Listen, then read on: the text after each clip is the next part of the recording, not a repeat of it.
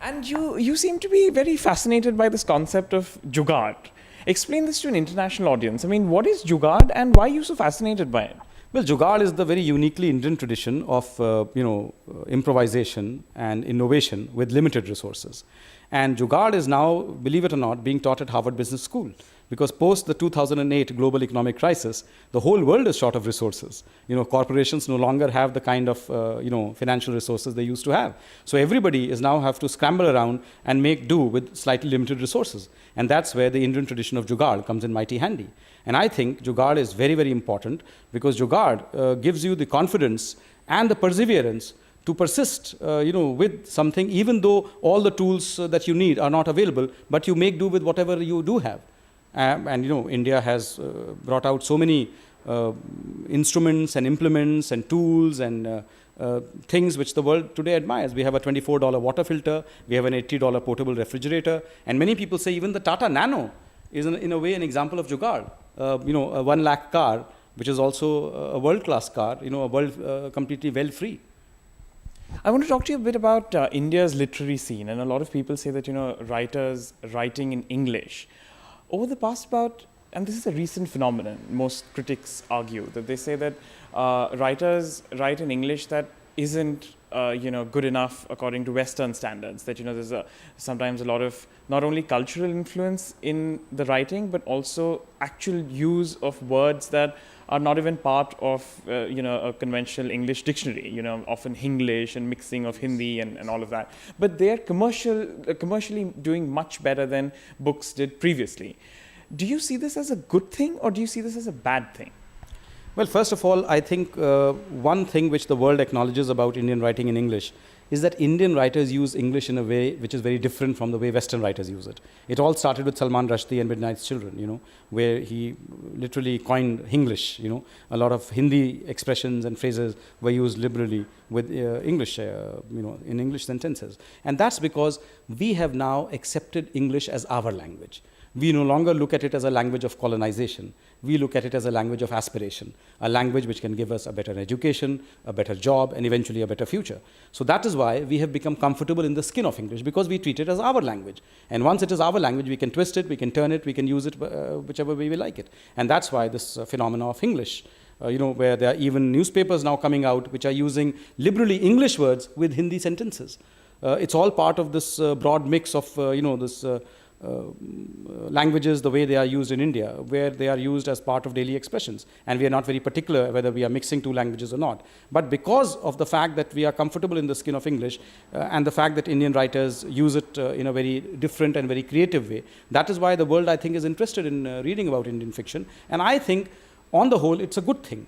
It's a good thing that we are now using the English language in a way which is very different from the way the world has been used to viewing it. And sometimes that's the way language evolves also.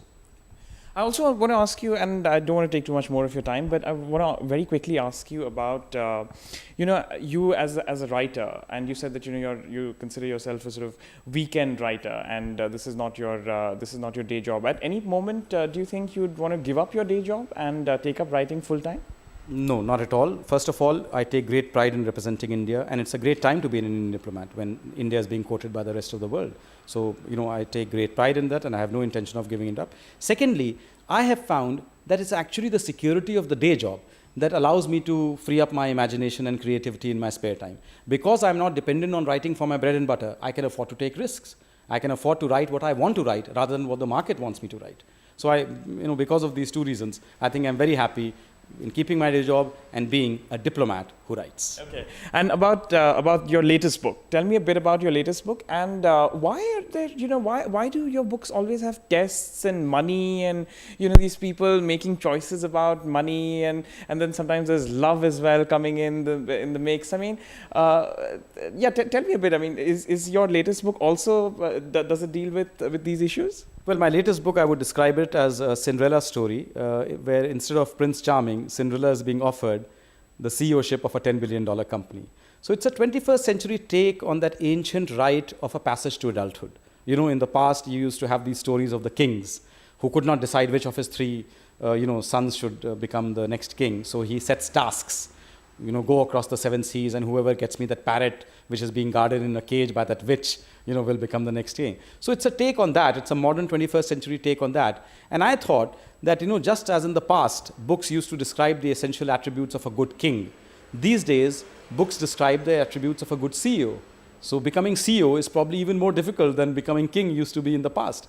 So I thought it would be a good idea to take a modern version of this old tale, combine it with, contemporary happenings in India, and, create a adventure story within the structure of a moral fable.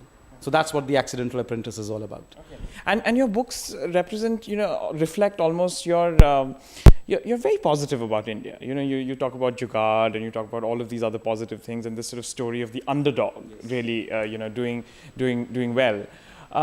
What is your perception today about India? I mean, you said it's a great time to be an Indian diplomat. Tell me a bit about that, because India is the classic underdog. After so many years of being considered sort of sick man of Asia and all of that. Tell me a bit about what is it like being a diplomat and representing today's India. No, I think it's a great time to be an Indian diplomat. I am currently representing India in Japan, where I am the Consul General of India in Osaka, Kobe.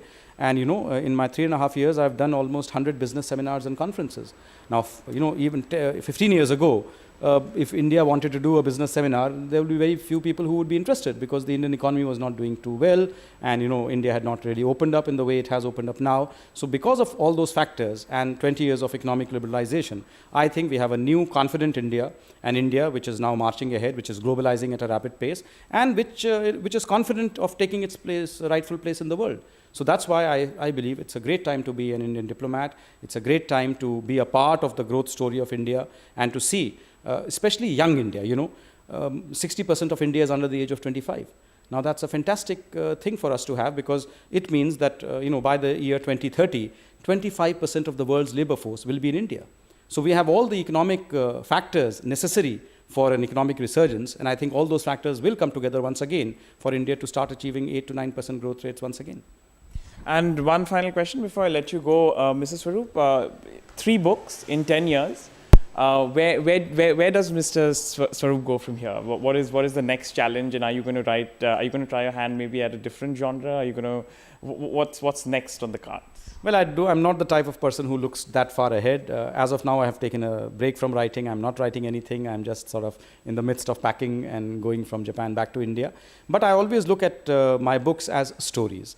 That I tell a story in a book. And as long as I feel I have stories to tell, and stories which I believe can surprise my readers, I will tell the stories. The day I feel that I have no more stories to tell, I will stop writing that day. And who's your favorite author, Indian and Western?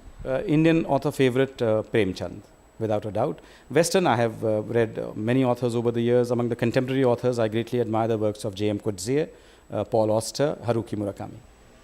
So there you have it, a diplomat representing India globally, and also through his books. This is not his day job, but this is something he does strictly only on the weekends. Obviously, we're not saying that he's sitting and writing books in an embassy or anything. He's taking his job very, very seriously, and also his weekend job. Absolute delight to be joined by Mr. Vikas Swaroop.